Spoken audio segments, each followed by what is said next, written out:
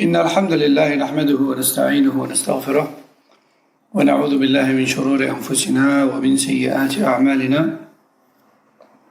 من يهدي الله فلا مضل له ومن يضلل فلا هادي له، وأشهد أن لا إله إلا الله وحده لا شريك له، وأشهد أن محمدا عبده ورسوله صلى الله عليه وعلى آله وسلم. يا أيها الذين آمنوا اتقوا الله حق تقاته ولا تموتن إلا وأنتم مسلمون. يا أيها الناس اتقوا ربكم الذي خلقكم من نفس واحدة وخلق منها زوجها وبث منهما رجالا كثيرا ونساء، واتقوا الله الذي تساءلون به والأرحام إن الله كان عليكم رقيبا. يا أيها الذين آمنوا اتقوا الله وقولوا قولا سديدا يصلح لكم أعمالكم ويغفر لكم ذنوبكم، ومن يطع الله ورسوله فقد فاز فوزا عظيما. أما بعد، فإن خير الكلام كلام الله، وخير الهدي هدي محمد صلى الله عليه وسلم، وشر الأمور محدثاتها، وكل محدثة بدعة، وكل بدعة ضلالة، وكل ضلالة في النار. أما بعد، فكان شيخ الإسلام رحمه الله في صدد ذكر بعض آيات الصفات التي يثبت فيها صفات الكمال وينفي فيها صفات النقص والعيب. قال المؤلف رحمه الله: وقوله ومن أصدق من الله حديثا، وقوله ومن أصدق من الله قيلا. إذن هنا إثبات صفة الصدق والحديث والقيل. نعم. Donc nous sommes toujours avec les versets cités par Cheikh Islam Ibn Taymiyyah rahimahullah, dans lesquels ou avec lesquels il a cherché à démontrer qu'Allah Tabaraka wa Ta'ala affirme des attributs et en rejette d'autres. Il affirme les attributs de qualité, les attributs de qualité parfaite, et il rejette les attributs comportant des défauts et des manquements. Non. Allah subhanahu wa ta'ala dit dans le Coran: et qui est plus véridique qu'Allah en parole? Ou encore, et qui est, formulé autrement, mais ça a le même sens. Qui est plus véridique qu'Allah en parole? Donc, Surat Al-Nisa, versets 87 et 122. Non. Donc, ici, on voit clairement qu'Allah Ta'ala affirme l'attribut de la parole et il affirme l'attribut de la véracité. وقوله تعالى: وإذ قال الله يا عيسى ابن مريم. وقوله تعالى: وتمت كلمة ربك صدقا وعدلا. وقوله تعالى: وكلم الله موسى تكليما. وقوله تعالى: ومنهم من كلم الله ورفع بعضهم درجات. وقوله تعالى: ولما جاء موسى لميقاتنا وكلمه ربه. وقوله تعالى: وناديناه من جانب الطور الأيمن وقربناه نجيا. وقوله: وإذ نادى ربك موسى أن ائت القوم الظالمين. وقوله: وناداهما ربهما ألم أنهكما عن تلكما الشجرة وأقل لكما إن الشيطان لكما عدو مبين. وقوله تعالى: ويوم يناديهم فيقول أين شركائي الذين كنتم تزعمون. وقوله تعالى: يوم يناديهم فيقول ماذا أجبتم المرسلين. وقوله تعالى: وإن أحد من المشركين استجارك فأجره حتى يسمع كلام الله. وقوله تعالى: وقد كان فريق منهم يسمعون كلام الله ثم يحرفونه من بعد ما عقلوه. وقوله تعالى: يريدون أن يبدلوا كلام الله قل لن تتبعونا، يعني قل لن تخرجوا معنا إلى خيبر.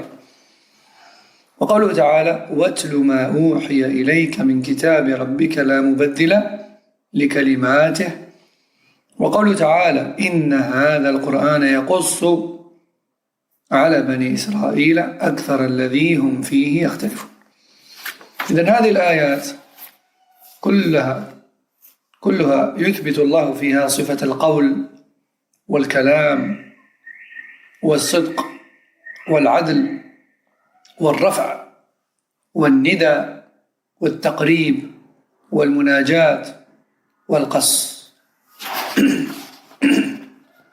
Donc ensuite, l'auteur rahimahullah a cité un certain nombre de versets dans lesquels Allah subhanahu wa ta'ala affirme un certain nombre d'attributs, encore une fois, tels que celui de la parole, de la véracité, de la justice, de l'élévation, donc l'action d'élever ceci ou cela,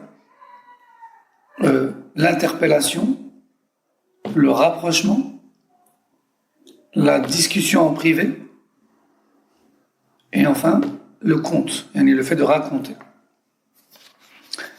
Allah subhanahu wa ta'ala dit dans Surat la table servie, verset 116 qui a pour sens, lorsqu'Allah a dit ô Isa, fils de Maryam, lorsqu'Allah a dit ô Isa, fils de Maryam.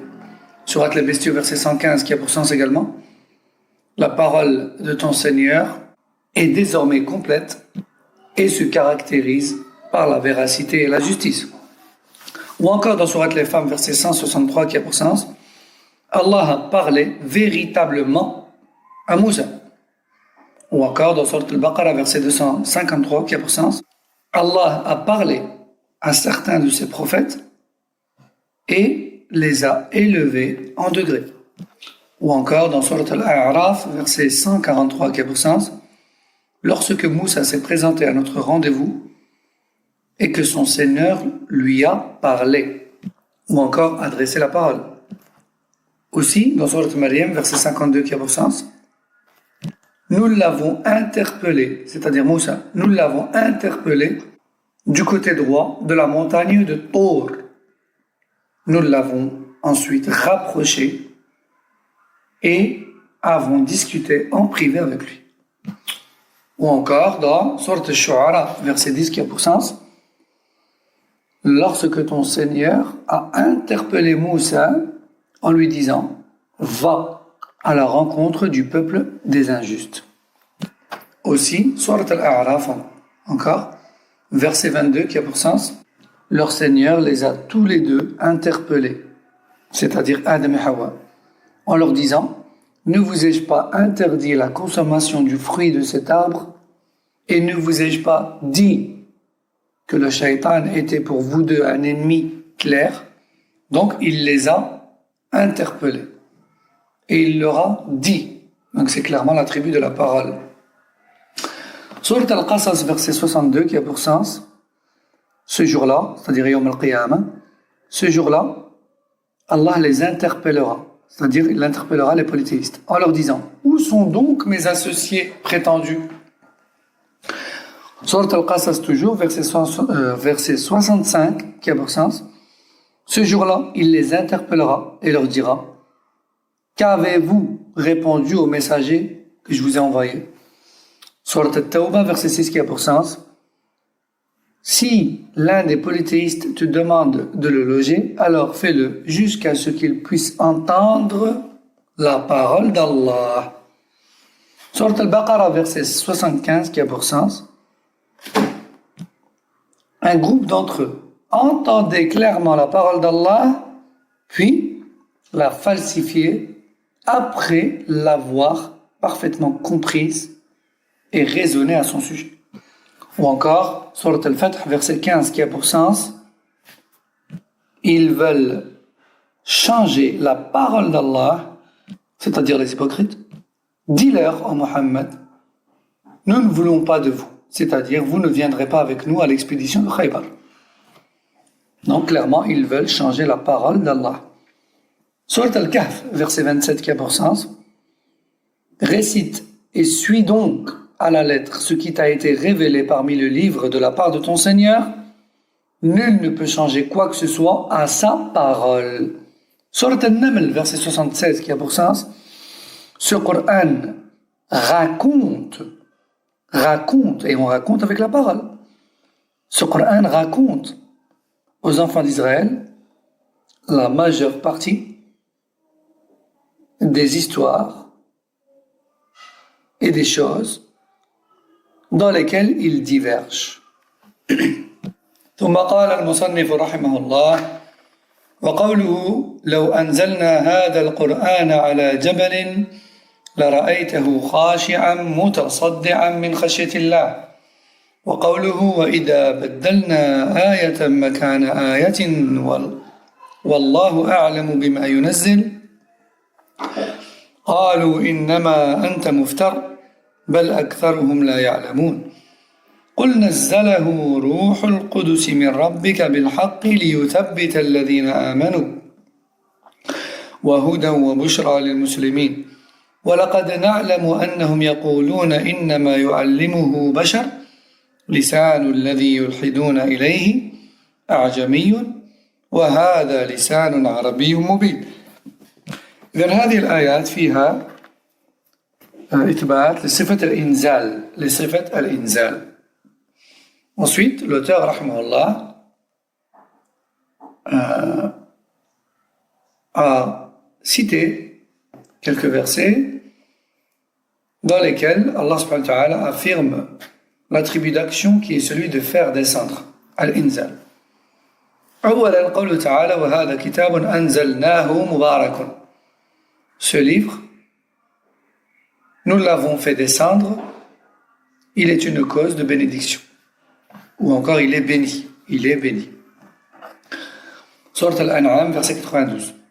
Ou encore dans Sourate Al-Hashr, verset 21, qui a pour sens: si nous avions fait descendre ce Coran sur une montagne, tu verrais que celle-ci tremblerait par crainte d'Allah. Donc, si nous avions fait descendre ce Coran.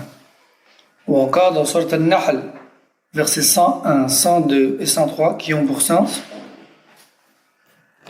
si nous venions à remplacer un verset par un autre, et Allah est plus à même de connaître parfaitement ce qu'il fait descendre. Les kuffars disent: ce n'est qu'un menteur. En fait, la plupart d'entre eux ne savent pas. Dis-leur, c'est le Saint-Esprit, c'est-à-dire Jibril, qui est descendu avec ce Coran de la part de ton Seigneur, avec la vérité, afin de raffermir les croyants, en guise de guider et de bonne annonce pour les soumis à Allah. Nous savons parfaitement ce qu'ils disent. Ils disent: ces paroles lui ont été renseignées de la part d'êtres humains. Certes, ils auraient pu dire cela si c'était une langue inconnue auprès d'eux. Mais en réalité, ce Coran est en langue arabe claire. Donc, dans tous ces versets, on a clairement l'affirmation de l'attribut de al-inzal, le fait de faire descendre les choses. Non. Que ce soit faire descendre le livre, faire descendre les anges, faire descendre la miséricorde, faire descendre la guidée, faire descendre la bonne nouvelle, etc.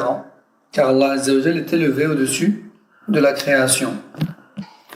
وقوله تعالى وجوه يومئذ ناظرة إلى ربها ناظرة. وقوله على الأرائك ينظرون. وقوله للذين أحسنوا الحسنى وزيادة. قال بعض السلف الزيادة هي النظر لوجه الله، رؤية الله بالنسبة للمؤمنين يوم القيامة. وقوله لهم ما يشاءون فيها يعني الجنة ولدينا مزيد. قال السلف المزيد هو رؤية الله. إذن هذه الآيات فيها إثبات الرؤية وأنه يرى يوم القيامة. Ensuite, l'auteur, rahmahullah, a cité un certain nombre de versets dans lesquels Allah subhanahu wa ta'ala nous affirme qu'il sera aperçu par les croyants dans l'au-delà. Allah subhanahu wa ta'ala dit dans Sourate Al-Qiyamah, versets 22 et 23, qui ont pour sens: ce jour-là, il y aura des visages rayonnants. Vers leur Seigneur, ceux-ci regarderont. Ou encore dans Sourate Al-Mutaffifin, verset 23, qui a pour sens: les croyants seront accoudés sur des divans en train de regarder. Les salafs ont dit regarder Allah. Ou encore dans Surat Yunus, verset 26, qui a pour sens pour ceux qui ont fait preuve de bienfaisance dans leurs actions, il y aura la meilleure des récompenses, c'est-à-dire le paradis, et plus encore, c'est-à-dire la vision d'Allah, comme on dit les salafs. Ou encore dans Surat Qaf, verset 35, qui a pour sens les croyants auront dans le paradis tout ce qu'ils désireront, et plus encore. Les salafs ont dit plus encore, c'est-à-dire la vision d'Allah. Tabarak wa ta'ala. إذن هذا الباب قال المصنف وهذا الباب في كتاب الله كثير من تدبر القرآن طالب الهدى منه تبين له طريق الحق. L'auteur a dit, et en vérité, il y a énormément de versets dans le livre d'Allah qui font allusion aux attributs d'Allah Jalla wa Ala. Et quiconque médite sur le Coran en recherchant la guidée trouvera la voie de vérité. نعم. قال الشيخ العصيمي الشارح وفقه الله لما قرر المصنف رحمه الله قاعدة أهل السنة والجماعة في باب الأسماء والصفات. القاعدة هي الإيمان بما وصف الله به نفسه في القرآن والسنة من غير تحريف ولا تعطيل ومن غير تكييف ولا تمثيل وأن الكلام في الصفات كالكلام في الذات. يعني كما أننا نؤمن بذات الله ولم نره فكذلك نؤمن بصفات الله المذكورة في الوحي ولم نرها. وقد قال تعالى ليس كمثله شيء وهو السميع البصير. إذن قال الشارح لما قرر المصنف رحمه الله قاعدة أهل السنة والجماعة في باب الأسماء والصفات ذكر آيات وأحاديث تدخل في الجملة المتقدمة وتتضمن طرفا حسنا منها. Cheikh Al-Usaymi qui explique Al-Wasitiyya ici nous dit, l'auteur qui est sur l'Islam Ibn Taymiyyah rahmallah, après nous avoir cité la règle principale des gens de la sunna dans les noms et attributs d'Allah, il s'est mis à nous citer des versets des hadiths qui contiennent une partie de ces noms et ces attributs. Je rappelle la règle principale des gens de la sunna dans les noms et attributs d'Allah. Cette règle dit que nous croyons fermement à toute description d'Allah citée par lui-même dans le Coran ou par son messager sallallahu alayhi wa sallam dans la sunna, et ce, sans falsification ni dans la formulation ni dans le sens, sans rejet, sans prétendre connaître le comment de ses attributs, et encore moins prétendre connaître un semblable à ses attributs. L'autre règle, c'était parler des attributs d'Allah se fait de la même manière que l'entité et l'essence d'Allah. Pourquoi? Tout comme nous croyons en Allah et en son entité et en son essence, sans savoir à quoi il ressemble car nous ne l'avons pas vu, et bien également nous croyons en tous les noms et attributs par lesquels il se décrit dans la révélation, sans les avoir vus. Allah Jalla wa Ala dit clairement dans le Coran, ce qui a pour sens, rien ne lui ressemble. Et c'est lui, l'audient, le clairvoyant. Donc tout d'abord, il rejette tout semblable, et ensuite il nous rappelle que cela ne veut pas dire qu'il n'a pas de description. Il en cite même des exemples, l'ouïe et la vue. l'audient, le clairvoyant. Donc, on croit en ces attributs dont l'ouïe et la vue, mais sur base de laysa kamithlihi shay, sur base de rien ne lui ressemble. Donc ça ne sert à rien de falsifier la formulation des noms et attributs ou de leur sens par peur de le faire ressembler. Ça ne sert à rien de rejeter par peur de le faire ressembler. Ça ne sert à rien de chercher le comment. Et ça ne sert à rien de prétendre une similitude entre lui et quelques créatures. Pourquoi ? Pourquoi tout ça, ça sert à rien ? Car laysa kamithlihi shay, car rien ne lui ressemble de toute manière. قال الشارح وموجب اقتصاره على الآي والأحاديث في هذا الباب هو كونه مردودا إلى الوحي من الكتاب والسنة. Dans ce livre, l'auteur qui est Cheikh al-Islam ibn Taymiyyah rahimahullah ne nous a cité pour prouver les noms et attributs d'Allah que des versets du Coran et des paroles prophétiques. Pourquoi ? Car ce domaine est restreint